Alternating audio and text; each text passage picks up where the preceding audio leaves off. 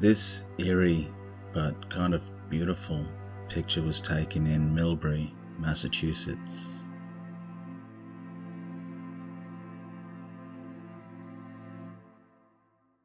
Hello, this is Strange Times number 6. Okay, let's get straight into this. Mothman sighting, early 2000s. About 15 years ago, my son, who was about 12, told me a story one day after I picked him up from his after-school friend's house. They lived right by a creek, and the boys would always walk down the road to the creek to play in it.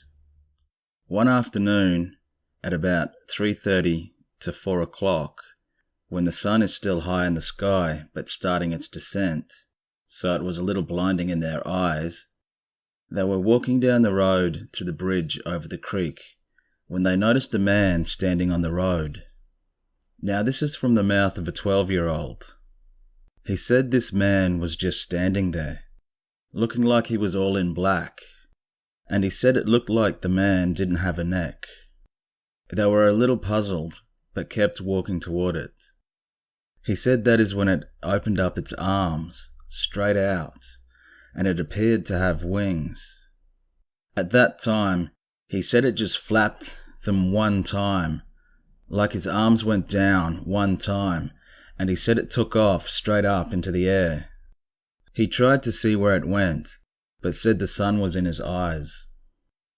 I didn't know what to think at the time, but just dismissed it as young boys and their stories.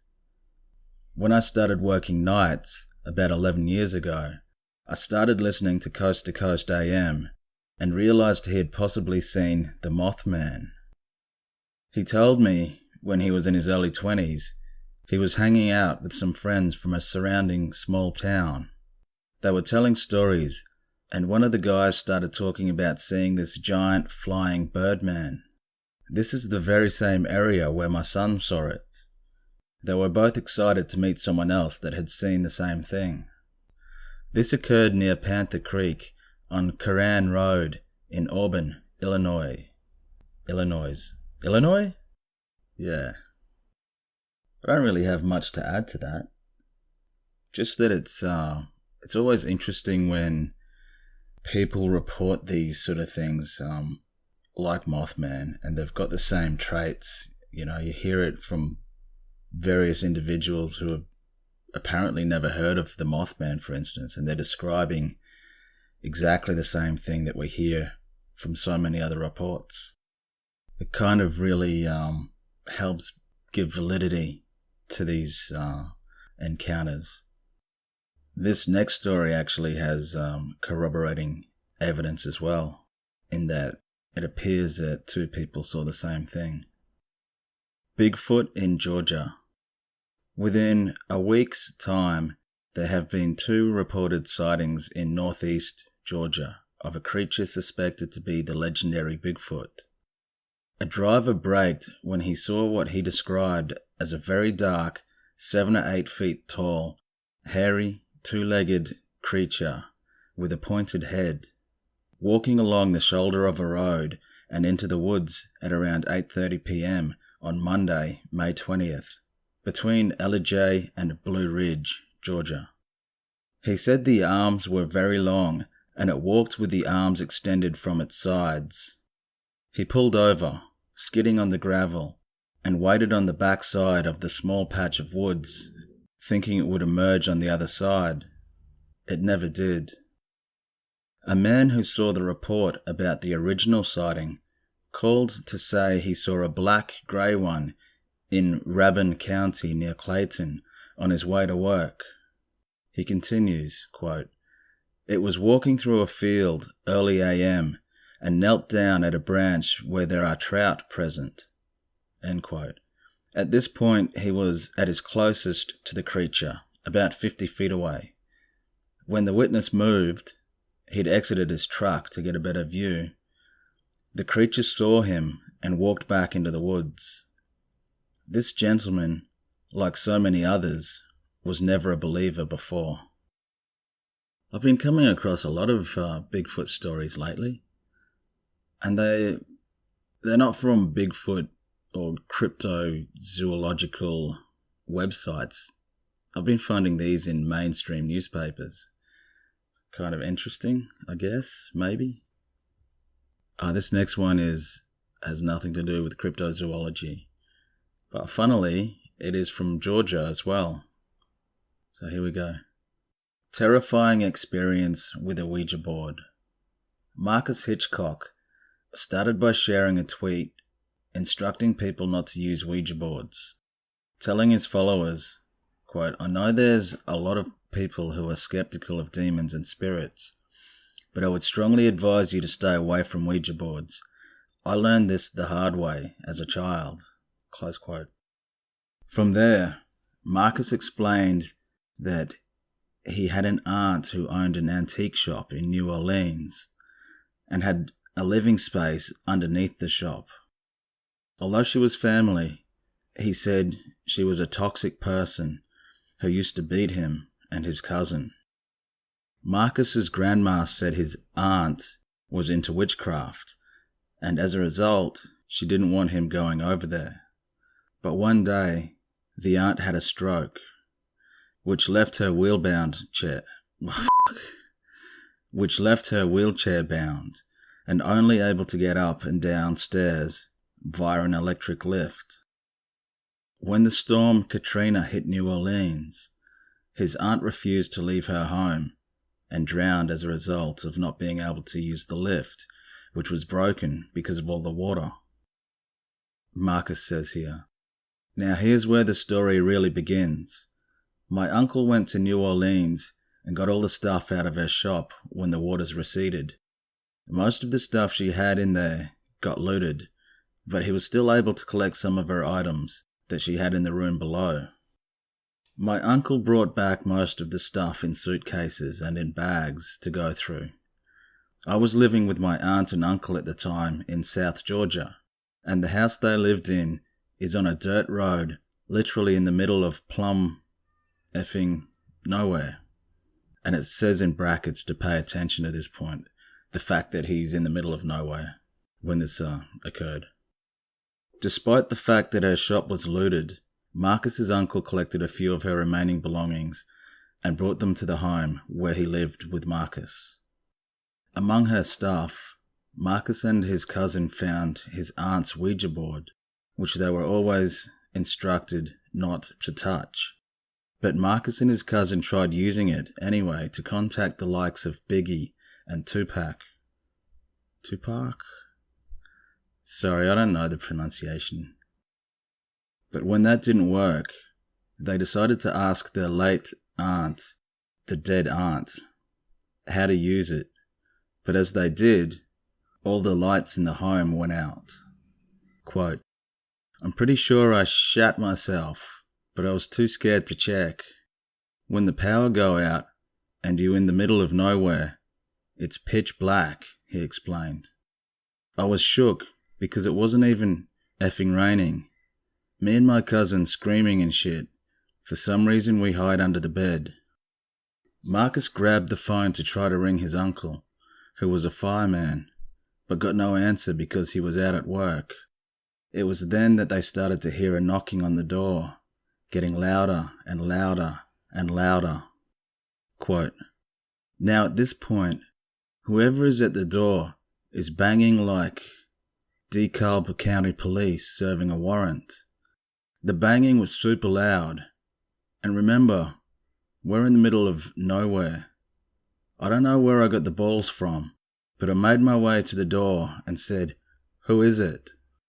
The banging stopped. I didn't hear anything. I grabbed my little flip phone and turned the flashlight on. My cousin standing behind me with an effing swimming pool noodle as a weapon. I was so scared I couldn't call him a dumbass.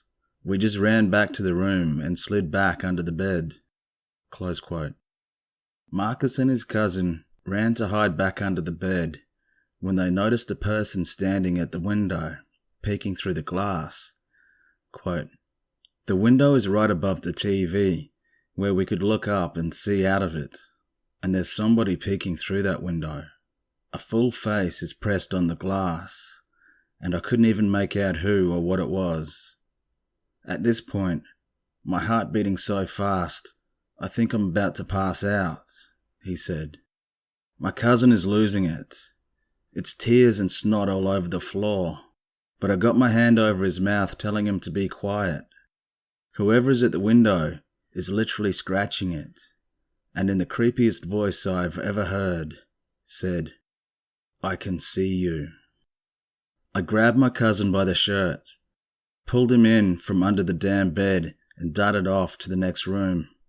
I didn't even look in the direction of the window, but all I heard was screaming and banging on it as I ran out. All the windows that were hanging up in the room fell from the banging. I think he means all the pictures, maybe, that were hanging. And he continues, "We get to the next room, close the door, lock it, and jump into the closet with my cousin. My uncle kept an old rifle in there, but I didn't even know how to use it. I notice a little breeze in this dark-ass room. The effing window is open." Close quote. Marcus tried his hardest to shut the window, but it just wouldn't shut. So he picked up the rifle and pointed it out the window in the direction of a figure which was standing on the grass. Quote, "My cousin, still in the closet, was finally able to find the flashlight, and he tossed it to me.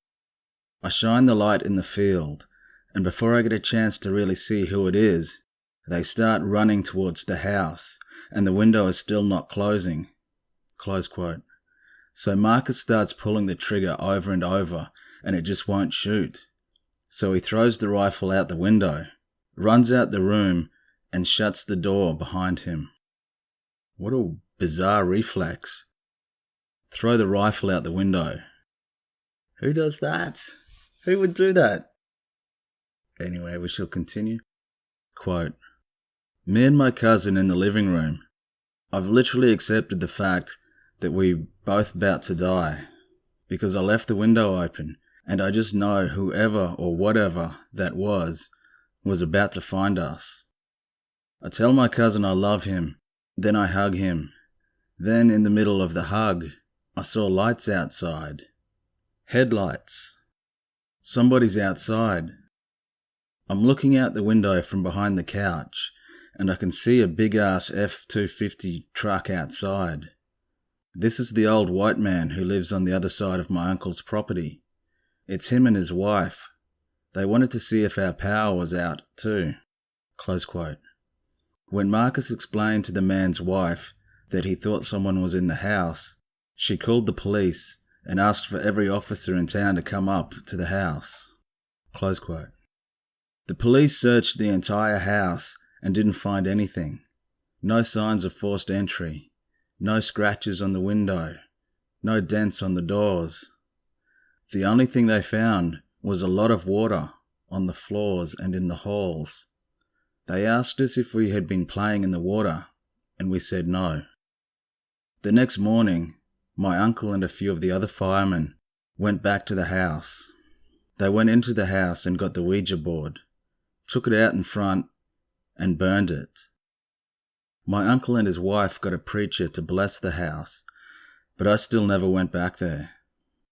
To this day, that whole series of events was the most traumatic shit I've ever gone through. I'll be 26 next week, and I still remember everything that happened that night when I was just 13. Marcus continues, "I don't want to believe that was really my aunt. At the end of the day, I know she was mean, but I don't think she would want to hurt us. I still think that was some kind of demon or evil spirit, but I still can't explain why the police found water on the floor. Maybe it was her." I remember talking to my uncle about this the next day. He said that when he found the rifle, it didn't have the safety on, which means there was no reason it shouldn't have fired. It was fully loaded. I still think about that every single day. I'm actually a little bit skeptical about this story. I don't doubt that the guy is telling the truth, that he experienced, this terror, and he probably saw this stuff, and it all happened. But I think it was I think he was in a panic. Both of them were in a panic. And when you're terrified, you do see, like, he didn't see anything really clearly. Everything was dark. They were, they had built up this fear with the Ouija board, and they were about to talk to their dead auntie who they feared because she was apparently a mean person. And then the power went out. And if the power had just gone out in their house alone, I'd be a little more open to this story.